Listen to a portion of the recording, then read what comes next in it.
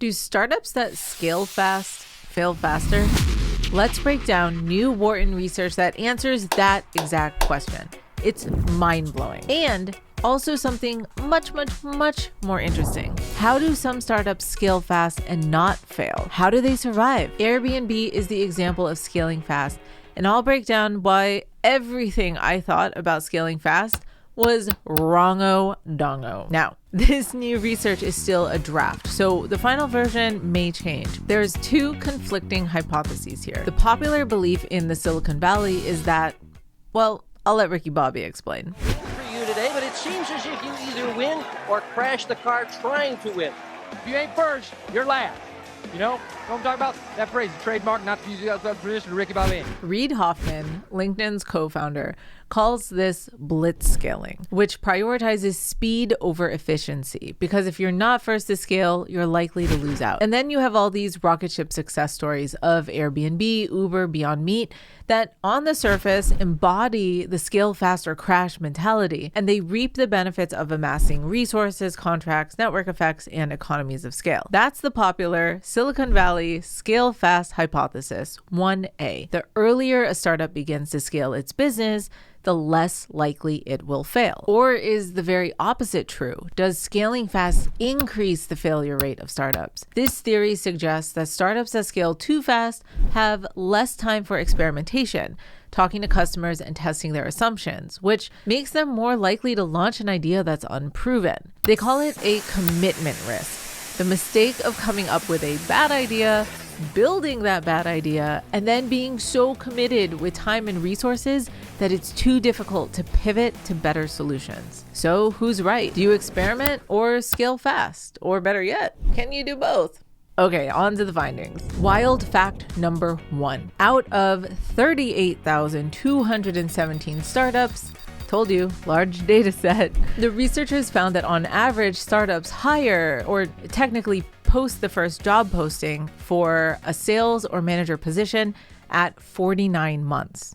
Whoop! Same time for both positions, roughly 4 years in, and this is the indicator that they have started to scale. This is wild. 4 years is much longer than most people would expect, including your mom and all your friends. They're all going to be wondering what you're doing with your life. But the reality is that 77% of startups scale after 2 years, and only 4% scale in the first 6 months. Wild. What happened to overnight success? But did these companies succeed? We'll get there. Wild fact number 2.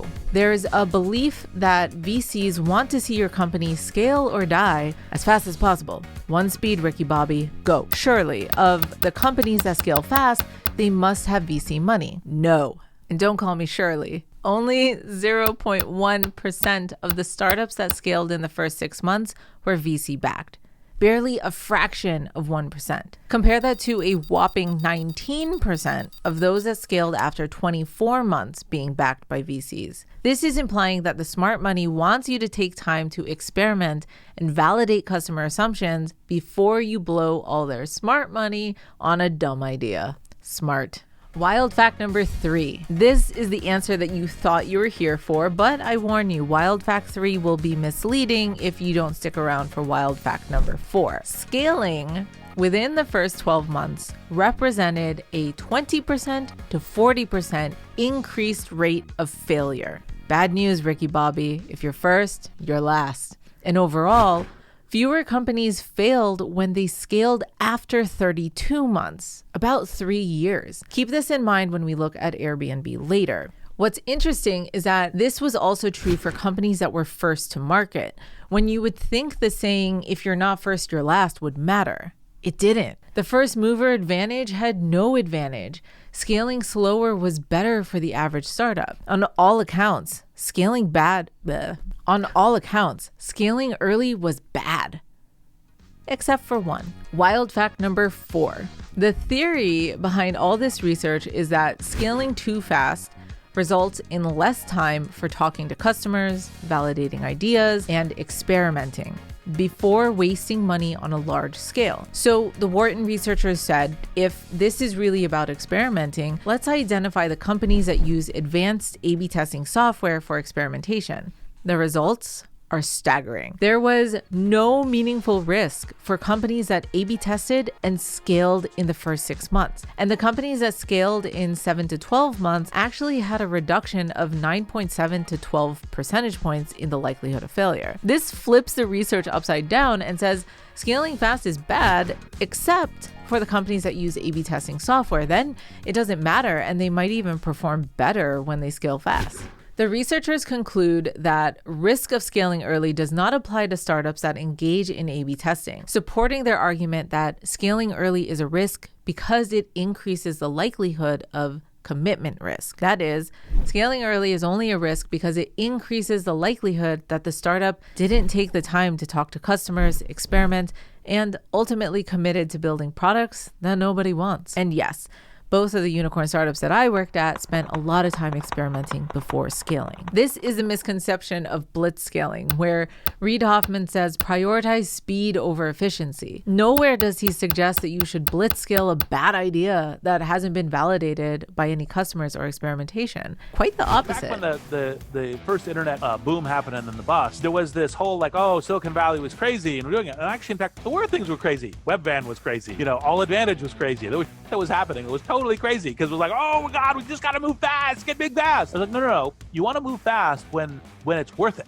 Right. Reid Hoffman was a Series A investor in Airbnb, and that is the popular example of blitzscaling, scaling fast. Reid invested in late 2010. I don't know when they hired their first manager and salespeople, but they hired their first product manager in early 2011. Which may be around the same time because their team was really small before that, and this chart makes it look like they scaled like a rocket ship with no time for user research or experimentation. But let's ask Airbnb co-founder Nathan. And Paul Graham told us something else. He said it's okay to do things that don't scale. It's counterintuitive a little bit. You're making an internet company. The whole idea is that it's self-serve and it can scale to millions. But he said when you're trying to find that product market fit, it's okay to do things that don't scale. And he asked us, where are your users? We said, well, our users are everywhere. He said, well, no, where do you have the most users? We said, New York. He said, go to New York and meet all your users.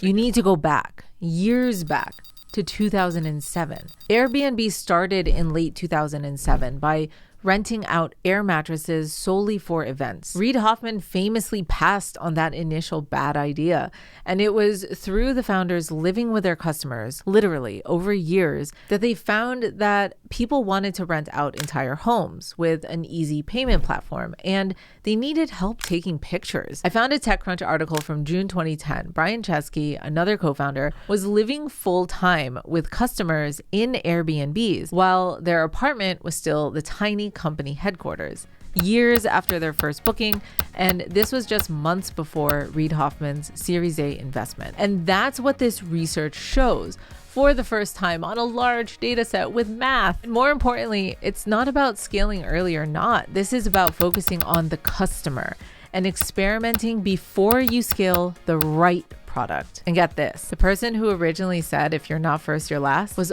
also taken out of context. You got this. I did just like you told me. If you ain't first, you're last. What the hell are you talking about?